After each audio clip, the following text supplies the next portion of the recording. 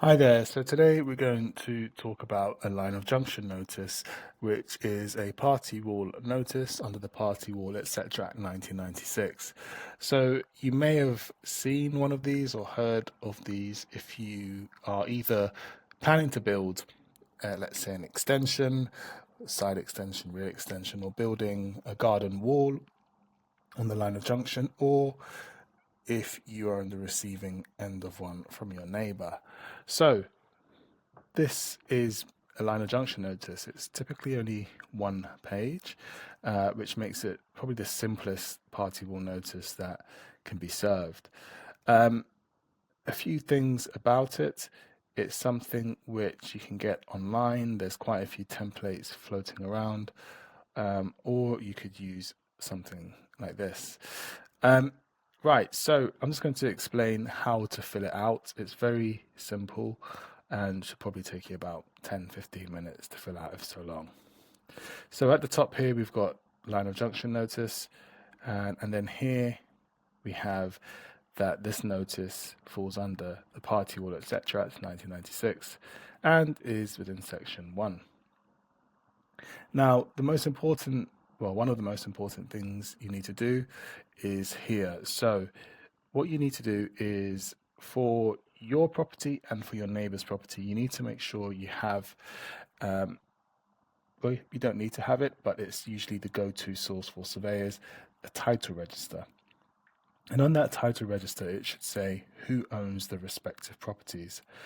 And what you want to ensure is that all of the names on those title registers are copied into these fields in full. So if this notice is going to your neighbor, you want to ensure that you include all the names on those title registers in full, not Jack and John. You want to put Jack, whatever surname is, and John, whatever surname. You also want to ensure that their correspondence address is entered here in full. Sometimes it's their property where the works will be affecting, or it'll be a correspondence address. Either way, it's usually a good idea to have the correspondence address in here, and perhaps you can go above and beyond and put the actual property address in there as well. The same thing applies to your property. Obviously, you should have all the details of your property, who owns it, and the full names, and again, the full addresses in there. Now, another important thing to consider that I've sort of touched on is that all the names need to be in there. You don't want to include one name.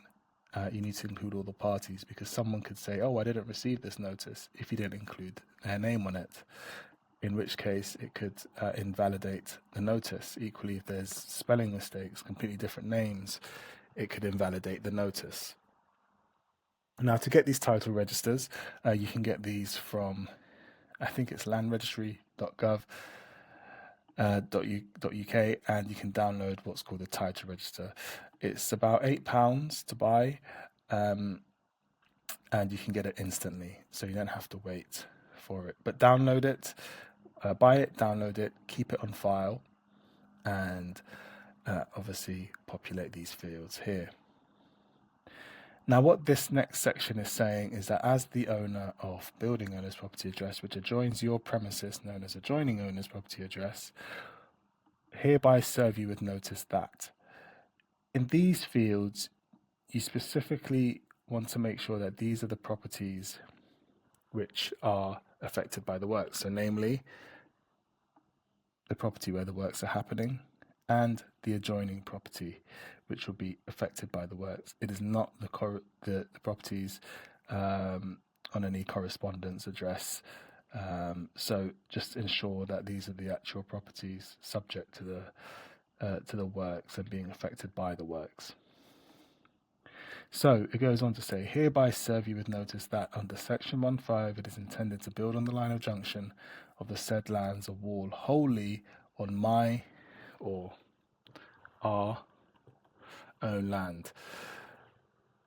And this is saying, Mr. Neighbour, we're going to build a wall which is entirely on our land, and we are notifying you of this.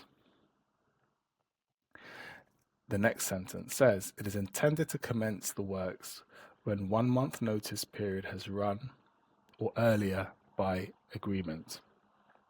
So this is essentially a notice which, from the date of service, sorry, I got interrupted there.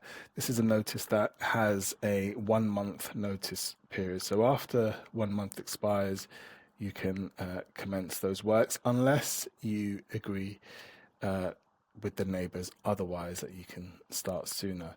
If you do have an agreement with the neighbour that you can start the work sooner, then ensure that you have some sort of written evidence of this, because if it all falls out of bed, it's always difficult to prove he said, she said. So always a good idea to have that in writing.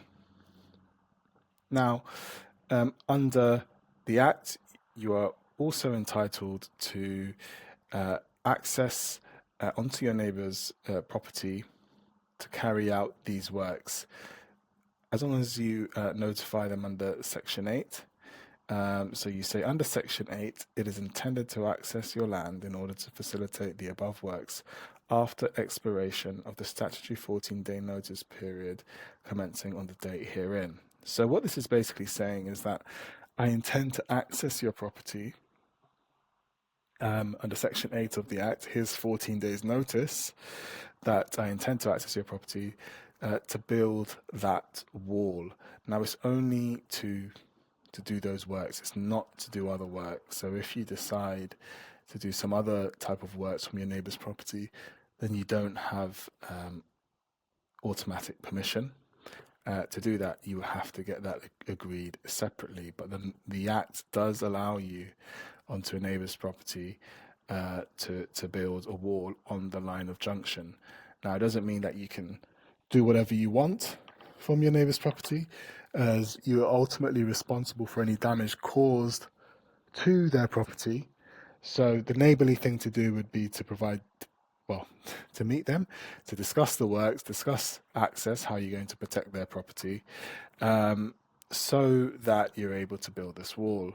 Now, if you don't have a relationship with your neighbour, then you can append some details on how this access is going to be managed. But the main thing really here, well, there are two main things. Number one, you do have a right of access, but number two, it doesn't mean that you can be reckless and just waltz up into your neighbour's garden and start doing whatever you want without any repercussions. You still need to ensure that you're being reasonable in terms of your access and that you're protecting your neighbour's property accordingly. And then this next bit essentially says that if there are any issues and that they need to be any issues under the Act and that they need to be resolved by a surveyor, that you would appoint the surveyor, name of the surveyor and their address. And then lastly, you just sign the notice here. All the parties will sign. So this might be multiple signature fields, and also date, have one date for the notice as well. And that's essentially how to complete a what is probably the simplest type of party wall notice. Now, there are other notices, as I've alluded to, and we may do other videos on those, but they're a bit more complex, but this is the simplest one to fill in. But as I've said earlier, these details need to be absolutely correct, and obviously anything with addresses needs to be correct, and the notice must be dated, must be signed as well. It's also a good idea that when you send this notice that you post it, and this can be by recorded mail, or it can be by standard mail, but recorded mail is generally better. Let's say first class recorded. So hopefully that's been of help to you all. Any questions, then let us know.